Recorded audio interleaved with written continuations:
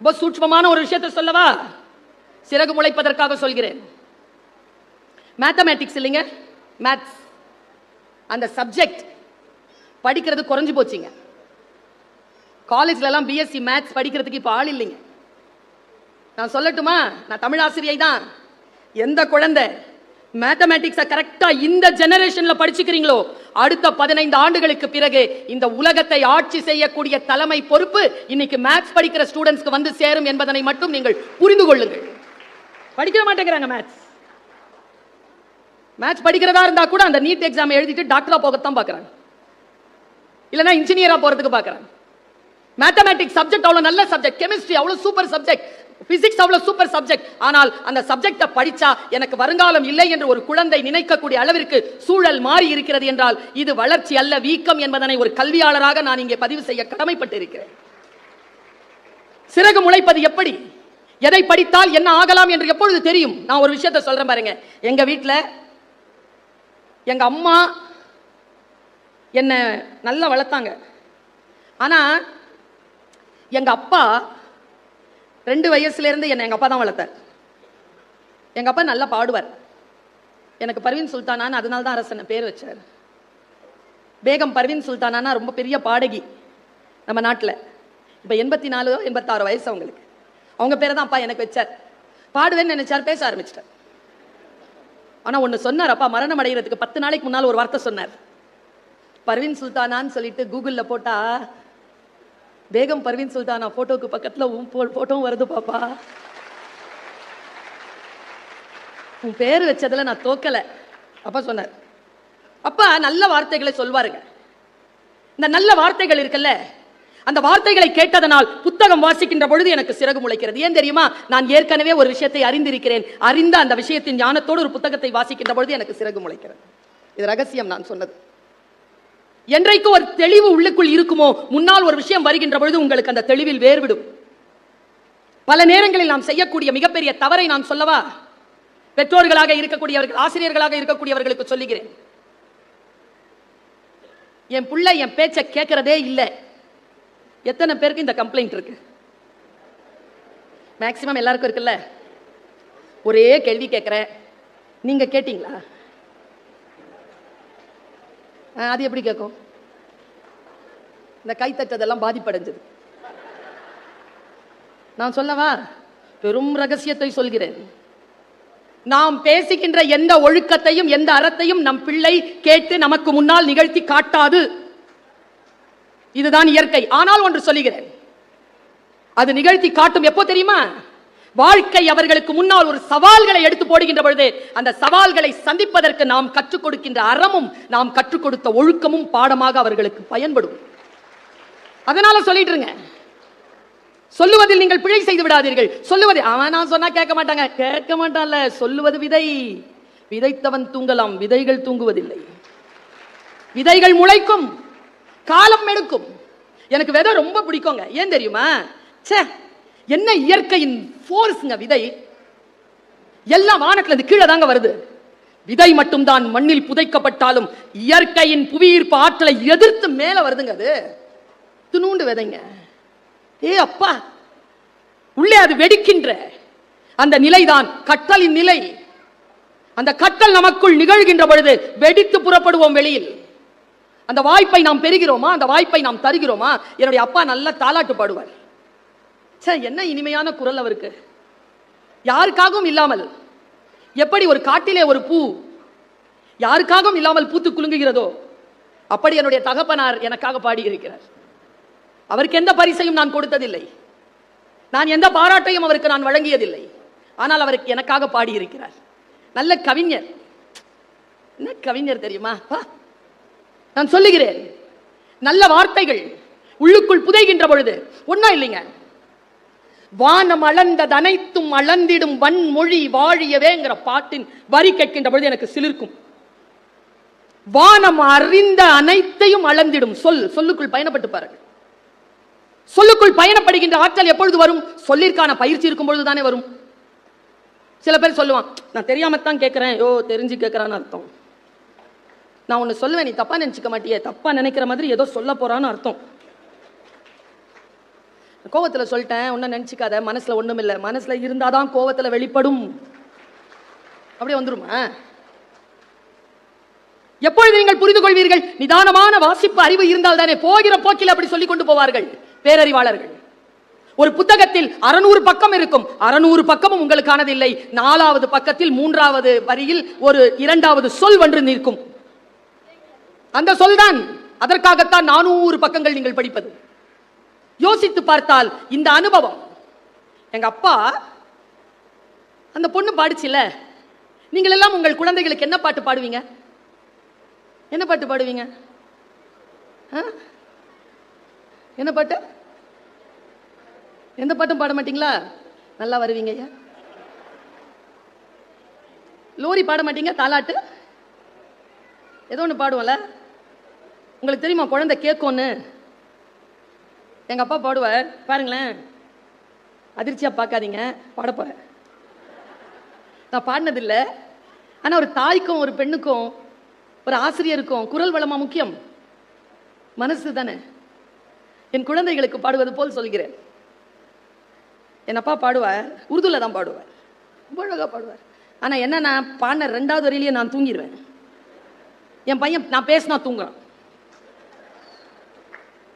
எங்க அப்பா பாடினா நான் தூங்குவேன். அவனுக்கு காரணம் கேட்கும்போது சொன்னான் பாருங்க பதில். நான் தூங்கும் போது தானே நீ பேசுற, என்னம்மா ரொம்ப பிஸியா இருக்கிறியா அப்படின்னா. ஆமாடா, நல்லா பேசுற வரைக்கும் இந்த உலகம் என்ன விடாதுடா. அதான் சொல்றேன், ஒரு வாட்டியாவது நல்லா பேசிடு. எப்படி பேசுறாங்க பாருங்க இன்னி ஜெனரேஷன். நம்ம பேசுவோம் நம்ம அப்பாவுக்கு முன்னால அப்படி பாருங்க. எங்க அப்பா பாடின பாட்டு,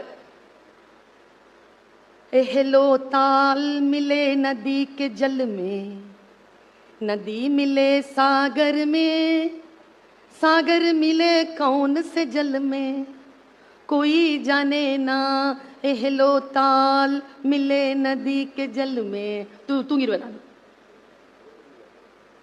सूरज को धरती तरसे, धरती को चंद्रमा, धरती को चंद्रमा, पानी में सीप जैसे, प्यासी हर आत्मा, प्यासी हर आत्मा, बूंद छुपे किस बादल में, कोई जाने ना, हेलो ताल मिले नदी के जल में. எங்க அம்மாவும் தூங்கிரும்.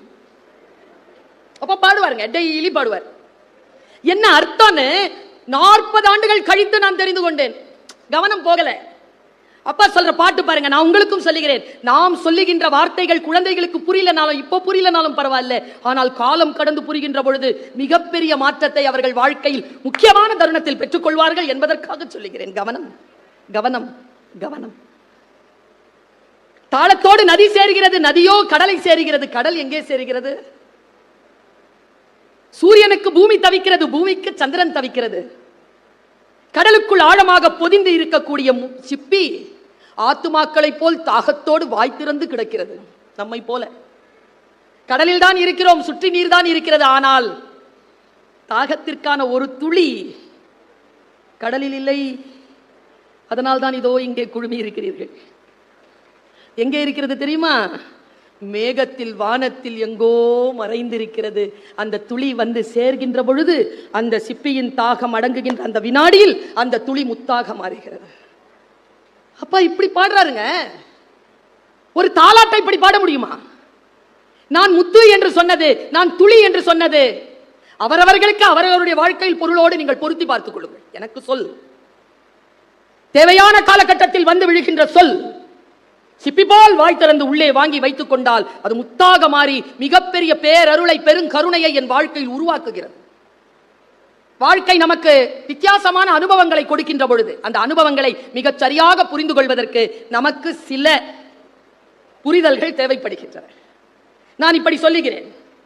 இப்பொழுது சமீபத்தில் ஏதோ ஒரு புத்தகத்தை எடுத்து வாசித்துக் கொண்டிருந்தேன். அந்த வாசிப்பிலே எனக்கு கிடைத்த மிகப்பெரிய ஒரு விஷயத்தை இப்ப நான் உங்களுக்கு பகிர்ந்துக்கிறேன். உங்ககிட்ட பேசணும் அப்படின்னா பிள்ளைகள் கவனிக்கிறார்கள். அதனால் பழைய விஷயங்களை 1-2 சொல்லலாமே தவிர புதிய விஷயங்களை சொல்ல வேண்டும் என்றால் வாசிக்க வேண்டும். என்ன கொடுமை தெரியுமா? என்ன பேசினாலும் ரெக்கார்ட் பண்ணிடுறீங்களா, இதை இன்னொரு வாட்டி பேசும்போது இது அவங்க பேசிட்டாங்கன்னு சொல்லிடுவாங்க. பேசினது ஒரு 2000 பேருக்கு இருக்கலாம், ஆனா அது 2 கோடி பேருக்கு போய் சேர்ந்துரும். அதனால புதிதாக சிந்தித்துக் கொண்டே இருக்கணும். இப்ப சமீபத்தில் தற்செயலாக நிகழ்பவற்றின் மீது நம்பிக்கை கொள்ளாதீர்கள் என்று படித்தேன்.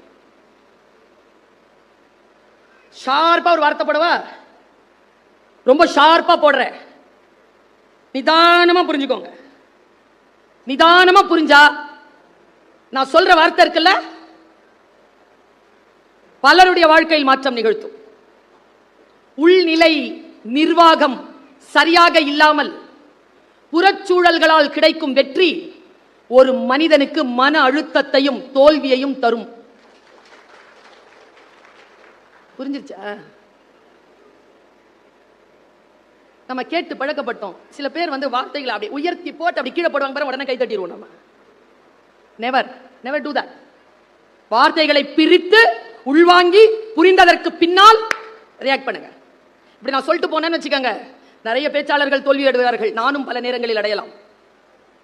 கவனம் மக்களே, யார் எதை சொன்னாலும் உணர்ச்சி வசப்பட்டதை.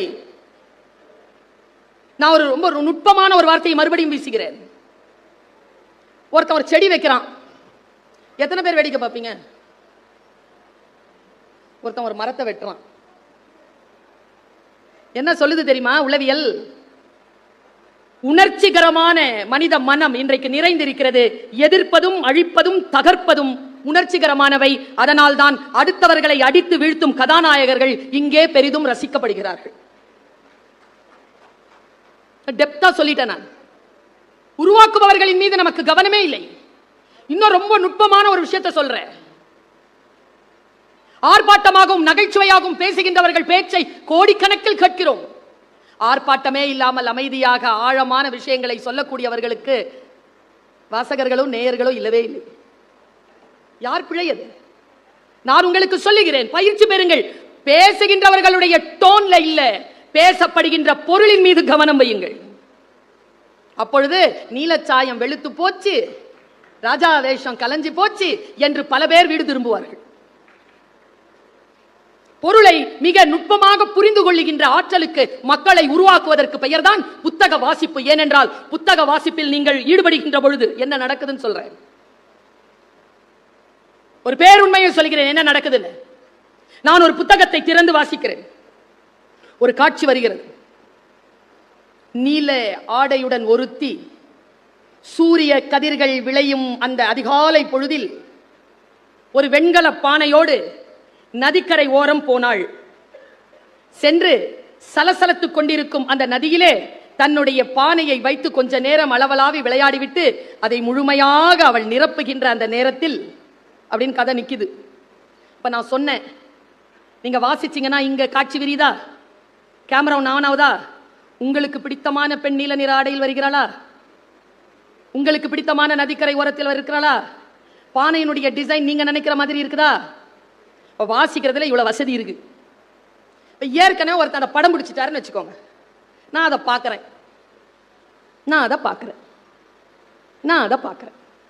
ஒரு சிந்தனையும் இல்லை, அதை பார்க்கிறேன். புத்தக வாசிப்பு என்பது நம்முடைய கற்பனையின் கதவுகளை திறந்து விடுகிறது. ஐன்ஸ்டீன் சொல்லுகிறான், imagination is more then knowledge. Imagination, கற்பனை திறன் வளர வேண்டும் என்றால் வாசிக்கணும்.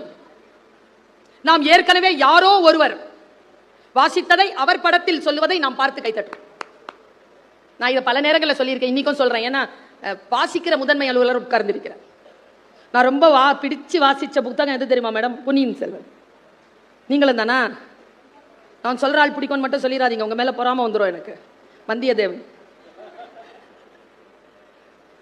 ஐயோ அம்மாடி, வந்தியத்தேவத்தின் மீது அவ்வளவு ஒரு ஆசைங்க எனக்கு ஒரு 14 வயசுல நான் படிச்சிருப்பேன். நான் பால்கனியில் நின்றுட்டு இருக்கும் பொழுது பஞ்சகல்யாணி குதிரையில் அவன் வருவான். நான் திப்பு தெருவனுடைய மீசாயிப்பேட்டையில மேல இருந்தவனை கீழே குதிச்சு பார்க்கும்போது, ஏ பேபி கமான் அப்படின்னு சொல்லுவான். நானும் மேல இருந்து கீழே குதிச்சு அவன் பஞ்சகல்யாணி குதிரையோட ஓடிடுவோம்லாம் கனவு கண்டிருக்கேங்க நான் இந்த 14 வயசுல. இப்ப பொன்னியின் செல்வன் படம் பார்த்தேன், நல்ல வேளை அவன் வரல. ஏன்னா அது மணிரத்னம் சாருடைய வந்தியத்தேவன், அது என் வந்தியத்தேவன் இல்லை. வாசிப்பில் இருக்கக்கூடிய பேர் அனுபவம் அதுதான். என்னால் அவருடைய குந்தவையோ நந்தினியையோ பழவேட்டரையரையோ என்னால் அந்த என்னுடைய பழவேட்டரையன், என்னுடைய நந்தினி, என்னுடைய குந்தவை, என்னுடைய அருண்மொழி. நான் வாசிக்கின்ற பொழுது எனக்கு விரிகின்ற உலகம் மிகப்பெரியது. அந்த அனுபவத்தை குழந்தைகளிடமிருந்து அடுத்த தலைமுறையிடமிருந்து பறிக்காமல் அவர்கள் சிறகு விரிக்க பறக்க வேண்டும் என்றால் அவர்களுக்கு புத்தகத்தை கொடுங்கள். ஒவ்வொரு புத்தகமும் ஒவ்வொரு இறகாக வந்து ஒட்டிக்கொள்ளும். வாழ்க்கையில் அனுபவங்கள் அலாதியானவை. அந்த அலாதியான அனுபவங்களை வாசிக்கின்ற பொழுது என்னுடைய சிறகுகள் விரிகின்றன. நான் அதில் இறகுகளை சேர்த்துக் கொண்டே இருக்கிறேன். பாருங்க, குவாண்டம் தியரின்னு ஒன்று படித்தேன் பிசிக்ஸ்ல. அதுல ஒரு மேட்டர் சொல்லப்படும். இன்னைக்கு இருக்கிற எழுச்சிக்கான விஷயங்களுக்காக நான் அதை ஒப்புமை சொல்லுகிறேன். சூப்பரான விஷயம். ஒரு சுவர் இருக்கு தெரியுமா? தற்செயலாக எதுவும் நடப்பதில்லை என்று நான் சொன்னேன். சில பேர் தற்செயலாக ஏதாவது நடந்துவிட வேண்டும் என்று எதிர்பார்க்கிறோம். நம் வாழ்க்கையில் எதுவும் தற்செயலாக நடப்பதே இல்லை. எல்லாவற்றையும் நாம் தான் நிகழ்த்தி காட்ட வேண்டும். இப்படி நீங்கள் நினைக்கின்ற பொழுது உங்கள் உலகம் மாறுகிறது.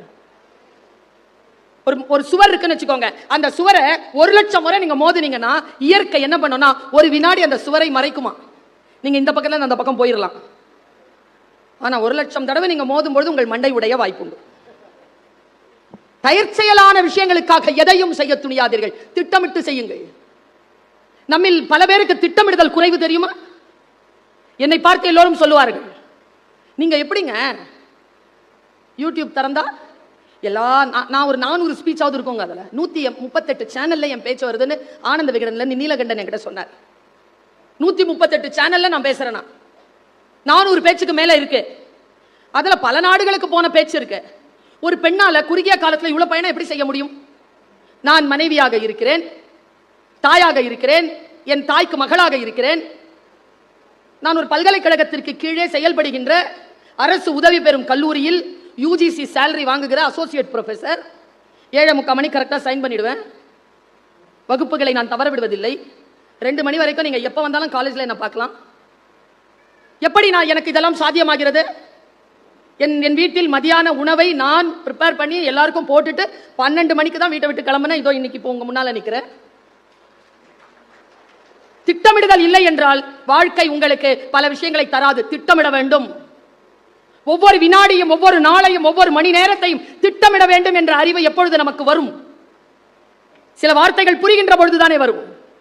நான் சொல்லுகிறேன், நம்முடைய கவனம்.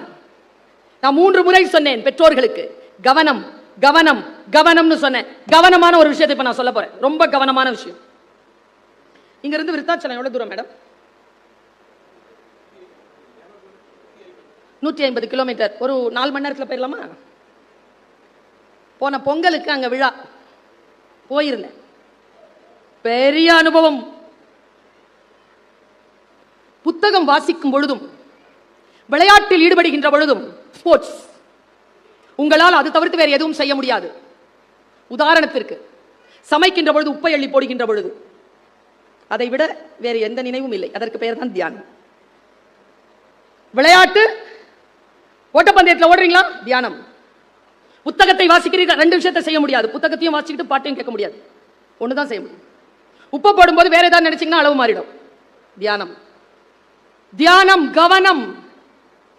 புத்தக வாசிப்பு எந்த சிறகை தருகிறது? உலகத்தை நீங்கள் எதிர்கொள்ளக்கூடிய அந்த இலக்கை உங்களுக்கு தருகிறது என்றால் மிக நுட்பமான ஒரு ஸ்கில் லிசனிங்.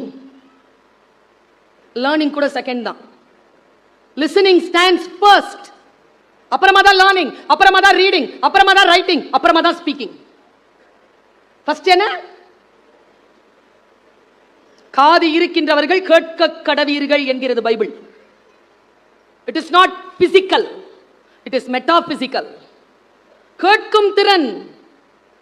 இந்த கேட்கும் திறன் இருக்குல்ல, அதை பத்தி சொல்ல வரேன். விருத்தாச்சலத்துல பொங்கல் விழா. நீங்க எல்லாம் உரி அடிச்சு விளையாடி இருக்கீங்களா? அங்க ஒரு காம்படிஷன், உரி அடிக்கிற விழா. 100 பேர் பார்ட்டிசிபென்ட்ஸ், 1000 பேர் சுத்தி நிக்கிறான்.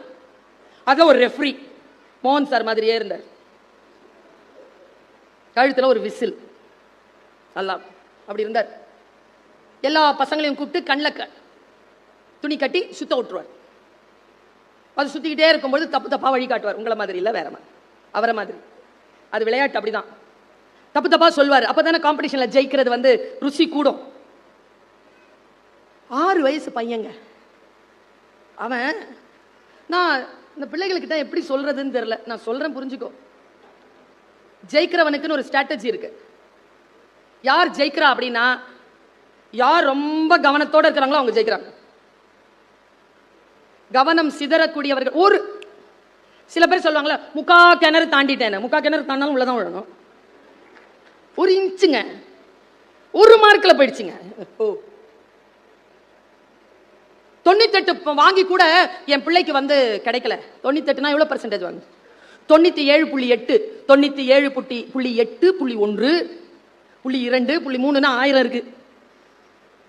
Competition, high competition. ஹை காம்படிஷனான இந்த சூழல்ல ஒருத்தன் எப்படி ஜெயிக்கிறது? அந்த குழந்தை எனக்கு சிறகு கொடுத்துச்சுங்க. 6 வயசு குழந்தைங்க ஜெயிச்சுட்டு வந்துட்டான். ஜெயிச்சுட்டு பக்கத்தில் உட்காந்துட்டு இருக்கான். நான் அப்படி பார்த்தேன். இன்னைக்கு தாசில்தார் மேடத்துடைய பேரன் வந்திருந்தான். அவன் ஹேமந்த் அவனுக்கு பேரு. 6 வயசு தான். கத்தி மாதிரி பேசுறான். நான் என்ன பிரார்த்தனை தெரியுமா? அவனை யாரும் ஒழுங்கெடுத்து விடாதீர்கள் அப்படி சொல்லிதான் பிரார்த்தனையோடு இறங்கினேன். நான் கத்தினா கத்தி மாதிரி இருந்தாங்க. வில்லில் இருந்து புறப்படுற அம்பு மாதிரி இருந்தாங்க. இப்படி பார்க்கும்போது கண்ணு வந்து, எனக்கு தெரிஞ்சு சொல்றேன், ஒபாமா இருந்தார்ல முதல்ல பாஸ்ட் பிரசிடென்ட், அப்படி இருந்துங்க கண்ணு அவனுக்கு. ஷார்ப்பா அப்படி பார்த்தான். என்ன பேர் உனக்குன்னு கேட்டேன். அவன் பேர் சொன்னான், சூப்பர் பேரு, ராஜராஜன். ஃபுல் பேர் சொல்லுப்பானே, ராஜராஜ சோழன். ஹே, உனக்கு பையன் பிறந்தா என்ன பேர் வைப்பேன்னு கேட்டேன். சொன்னாம் பாருங்க பதில், அது என் தாத்தாவுக்கு நான் ஏற்கனவே வச்சுட்டேன். என்னடா பேரு? ராஜேந்திர சோழன். பையன் கிட்ட ஏதோ விஷயம் இருக்கு. அடங்க மாட்டேங்கிறாங்க. உங்களுக்கு தெரியுமா, குழந்தைகள் அடங்காம இருந்தால், அடங்காமல் இருக்கக்கூடிய அந்த காற்றுக்கு வேலி போடாமல் மிக கவனமாக அந்த காற்றை செலுத்தக்கூடிய பேராற்றல் படைத்த அரசியல் தலைவர்களும் சமூக ஊடகவியலாளர்களும் படைப்பாளர்களும் ஆசிரியர்களும் பெற்றோர்களும் தேவைப்படுகிறார்கள். அந்த கட்டற்று ஓடுகின்ற காற்று போல் உட்கார்ந்து அந்த குழந்தை கிட்ட கேட்ட, எப்படிடா ஜெயிச்ச சொல்றியா? தற்செயலா நிகழ்ந்த மாதிரி இல்லடா, பிளான் பண்ணி தான் ஜெயிச்சிருக்க. நல்லா தெரிஞ்சுக்கோங்க, யாரும் தற்செயலாக ஜெயிப்பது இல்லை. அவங்க ஜெயிக்கிறதுக்கு பின்னால ஒரு ஸ்ட்ராட்டஜி இருக்கு, ஒரு முயற்சி இருக்கு. அந்த முயற்சியில் வேண்டுமானாலும் நீங்கள் விமர்சனம் வைத்துக் கொள்ளுங்கள். அவளுக்கு என்ன, இன்னொரு விஷயம் சொல்லி கொடுத்துட்டு போயிடுறேன். யாராவது உங்களை பார்த்து உனக்கு என்னப்பா அப்படின்னு கேட்டா, அன்னியோட அவன் ஃப்ரெண்ட்ஷிப்பை கட் பண்ணிடுங்க. எப்படி சொல்லுவாங்க, உனக்கு என்ன, உனக்கு என்னப்பா போயா போயிடுங்க. கனெக்ஷனே வச்சிருக்காது. பயமா இருக்குங்க எனக்கு அந்த மாதிரியான ஆட்களை பார்க்க. சில பேர் சொல்லுவாங்க தெரியுமா, ஊருக்கே சாப்பாடு போடுறீங்க, உங்களுக்கு சாப்பாடு போடுறதுக்கு நாங்க யாரு? அப்ப எனக்கு பசிக்காதா? எப்ப பார்த்தாலும் ஊருக்கே சாப்பாடு போட்டு இருக்கவா? நானே செத்து, நானே எழுந்து, நானே எழுது, நானே படுத்துக்கவா? முடியாதுல்ல. எவ்வளவுதான் பெரிய மனிதர்களாக இருந்தாலும், பேரன்பு செலுத்தக்கூடியவர்களாக இருந்தாலும், அவர்கள் மீது அன்பு செலுத்துவதற்கான ஆட்களை அந்த ஆன்மா தேடிக்கொண்டுதான் இருக்கிறது என்பது எப்பொழுது நமக்கு புரியும்? இந்த குழந்தை கிட்ட நான் பேசினேன், எப்படி தங்கம் ஜெயிச்ச? அவன் சொன்னாங்க, அந்த மழலை மொழியில் சொன்னதை நான் உங்களுக்கு சொல்லுகிறேன், முடிந்தால் குழந்தைகளே புரிந்து கொள்ளுங்கள். குழந்தையை பிறகு கொஞ்சலாம்.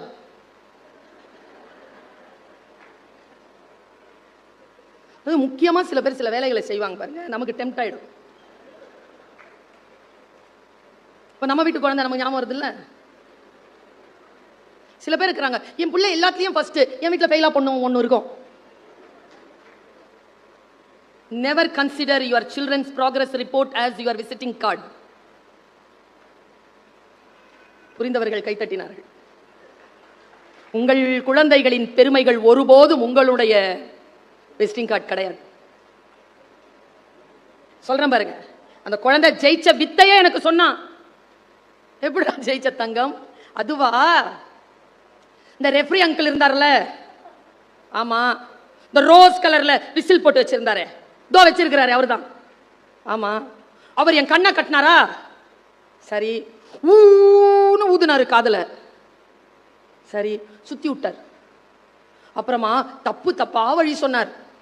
1000 பேர் கத்துறாங்க. சரி, எப்படி ஜெயிச்ச? 1000 பேர் கத்துனதை நீங்க தான் பாத்தீங்கல்ல? பார்த்தேன். எப்படி ஜெயிச்ச சொல்லு. அது என்ன தெரியுமா? அந்த பிராக்டிஸ். எடுத்து ஒரு அடி தான் அட்டெம்ப்ட், அவ்வளவுதான். அப்படி பண்ணிட்டோம்னா வாய்ப்பு முடிஞ்சது. அவன் ஒரு அடியில் அடிச்சிட்டான். 18 வயது வரைக்கும் இருந்தார்கள். 6 வயது புள்ள அடிச்சிட்டான். என்ன ஸ்ட்ராட்டஜி பாருங்க. கத்திட்டு இருந்தாங்களா, ஓ ஆ ஓ ஆன்னு கத்துறாங்க, இப்படி வா அப்படி வான்னு கத்துறாங்களா, லெஃப்ட்ல போ ரைட்ல போன்னு அத்தனை பேருங்க சத்தம் ஒரே காதை அடைச்சுக்கிட்டு இருக்கும்போது நான் சைலண்டா அந்த 1000 பேர் அப்படி சத்தத்தை கவனிச்சுட்டே இருந்தேன்னா அதுல இருந்து ஒரு சவுண்டு கேட்டுச்சு, ராஜா அது எங்க அம்மா குரல். நான் கட்டப்பட்டிருந்த கண்ணுக்குள்ள என் கண்ணை மூடிக்கிட்டேன். எங்க 6 வயசு சொல்லுதுங்க, கட்டப்பட்ட கண்ணுக்குள்ளாக கண்களை மூடிக்கொண்டேன்னா பல பேர் கண்ணில் ஏதாவது தெரிஞ்சிருமான்னு சொல்லிட்டு கண்ணை திறந்து பார்த்து மற்ற சூழலில் நாம் தோற்று போகிறோம்.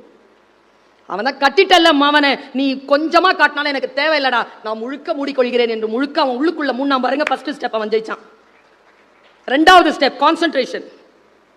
லெஃப்ட்ல போ ராஜா, லெஃப்ட்ல போ, 2 அடி போ, நில்லு, ஒரு ஸ்டெப் முன்னால வா, நில்லு, கையை தூக்க அடிக்காத, கம்பை இன்னும் கொஞ்சம் பெருசு பண்ணு, அவன் சின்னவன் பெருசு பண்ணுடா, முனையில புடி முனையில புடி, இப்போ இப்ப அடிக்காத அடிக்காத, அப்படியே நில்ல அப்படியே நில்ல, கொஞ்சம் பின்னால கொஞ்சம் நிறைய போயிட்டா, முன்னால முன்னால எல்லாம் கேட்கறான், கையை தூக்குடா, அட்ராம் அவனை. இப்போ நான் அடிச்சான், உருகி உடைஞ்சிச்சு. யாரை பின்பற்றுகிறோம், யாரின் மீது கவனம் வைக்கிறோம்? அந்த கவனம் சரியான மனிதர்களாக நமக்கு இருந்து விட்டால், நாம் பல பேரை சந்திச்சிருக்கேங்க வாழ்க்கையில் தோற்றவர்கள், அவர்கள் எல்லாம் தவறான மனிதர்களால் வழிகாட்டப்பட்டவர்கள்.